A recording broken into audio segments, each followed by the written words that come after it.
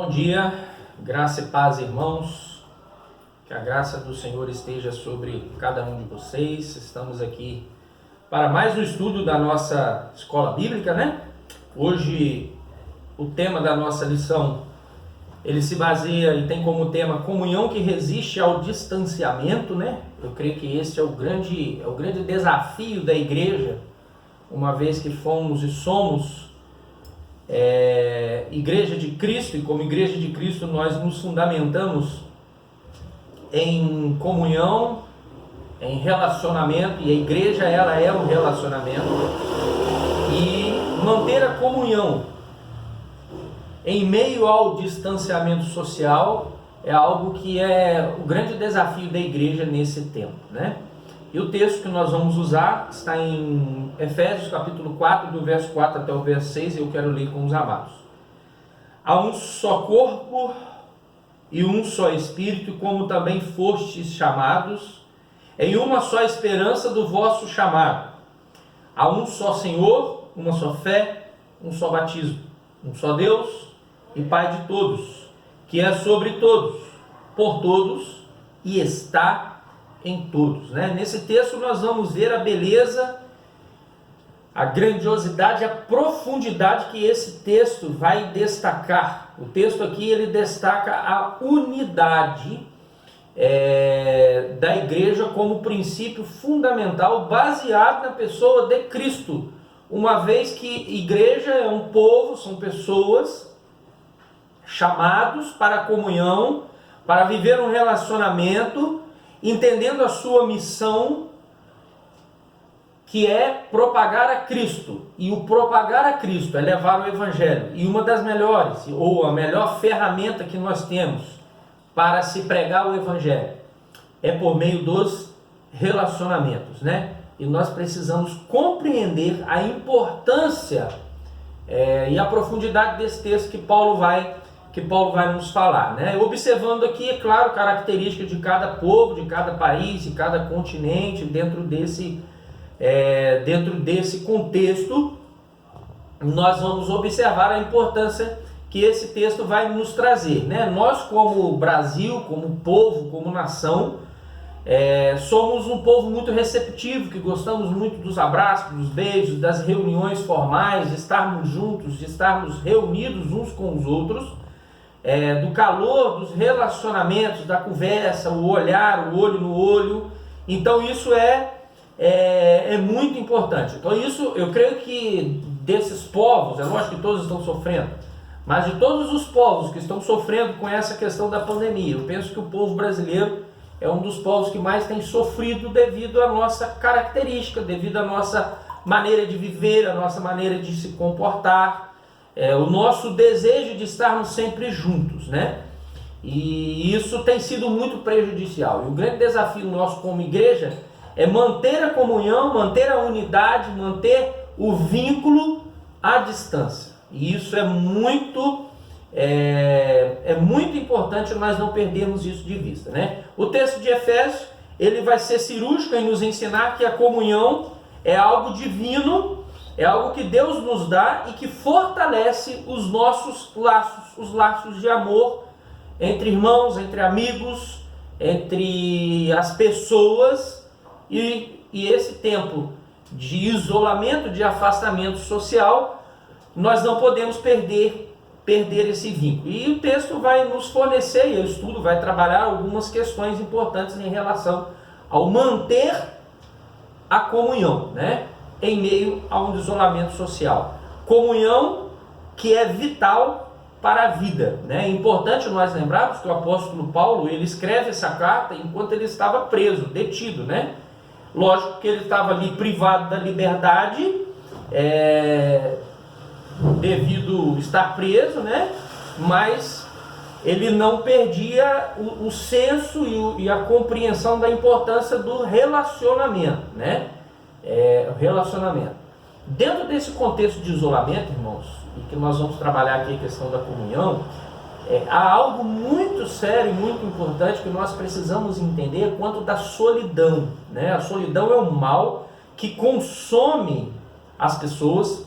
A solidão traz angústia, traz ansiedade, traz baixa estima, pode fazer com que a pessoa perca a habilidade de desenvolver novos relacionamentos e pode desencadear um processo depressivo no indivíduo. Então Paulo, mesmo preso, mesmo entre aspas isolado, mesmo tolhido da sua liberdade, ele sabia que uma igreja que vive o individualismo, ela está fadada ao fracasso.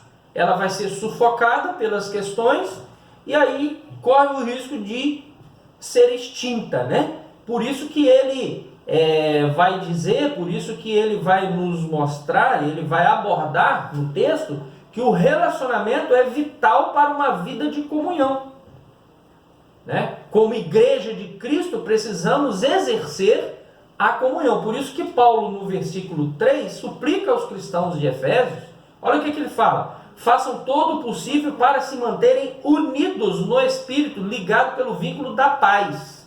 A comunhão, irmãos, ela é fundamental para o desenvolvimento da vida da igreja.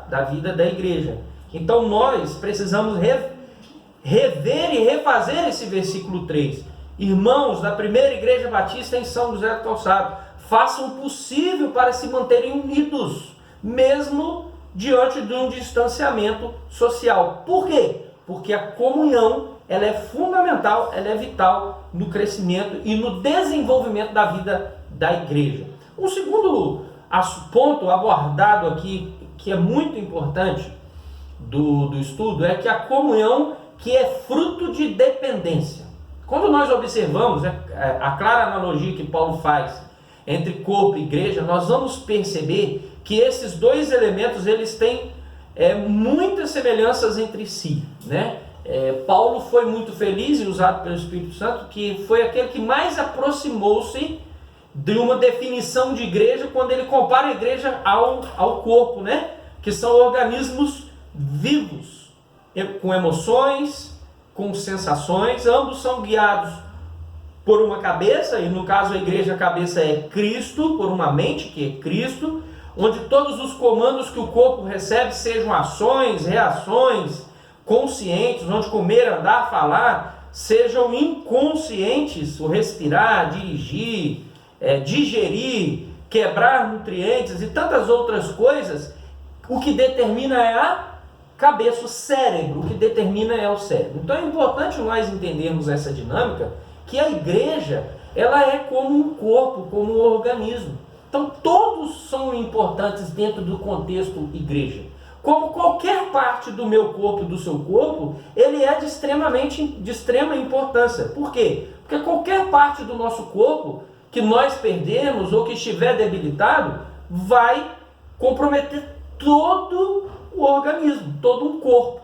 Ele fica comprometido. Da mesma forma a igreja. Todos nós somos membros deste corpo, todos nós temos uma importância igual, uma relevância igual, dentro desse contexto da função do corpo. Por quê? Porque a cabeça, o cérebro que dá o comando, que dá as diretrizes, é Cristo. É Ele que dirige os nossos passos. É Ele que conduz a igreja a ser boca, a ser pés, a ser mãos de Cristo, né? Então é importante nós entendermos isso. Observe como isso é interessante, mesmo que para correr eu e você usemos os pés, somente com os pés é impossível correr. Todo o corpo precisa desenvolver uma mecânica que vai fazer com que nós venhamos adquirir tração, força, velocidade, potência, para podermos atingir o objetivo, né? Assim funciona com a igreja.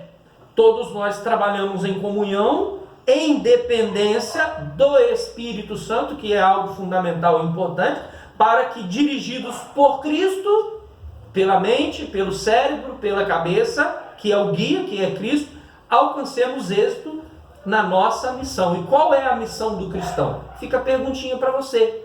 Você sabe qual é a sua missão como servo? Um terceiro ponto importante aqui que nós abordamos no nosso estudo, que a lição vai abordar no estudo, é a comunhão que é presença mesmo na ausência. Opa, como que eu tenho comunhão presente na ausência? No final do verso 6, Paulo vai dizer o seguinte: o qual está sobre todos e em todos e vive por meio de todos. De quem ele está falando? A quem Paulo está se referindo? Ao nosso Deus, ao nosso Senhor, que por meio do Espírito Santo, ele habita em nós. Sem Deus, sobre nós, em nós, através de nós, não há comunhão. Uma igreja não subsiste se Cristo não for o centro, se ele não estiver no meio, em nós e através de nós. A primeira igreja batista em São José do Calçado, ela subsiste até hoje, porque Deus está nela, através dela e por meio dela, né? Os nossos irmãos que tiveram o privilégio de conviver com Cristo na terra, principalmente os discípulos, tiveram que, após a sua partida, aprender a ter comunhão com Ele, mesmo na ausência física. Então, a qual comunhão Cristo está se revelando?